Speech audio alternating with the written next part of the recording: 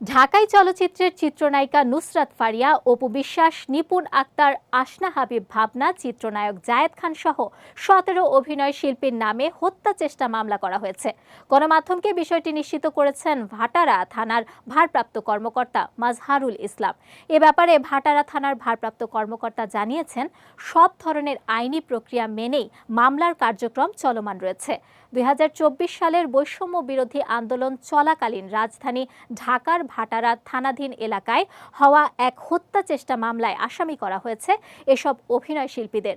সাবেক প্রধানমন্ত্রী ও আওয়ামী লীগ সভানেত্রী শেখ হাসিনা এবং তার সরকারের সংশ্লিষ্ট ২৮৩ জন ও অজ্ঞাতনামা ৩-৪০০ জনের বিরুদ্ধে ঢাকার সিএমএম আদালতে মামলাটি করেছেন এনামুল হক নামের এক ব্যক্তি।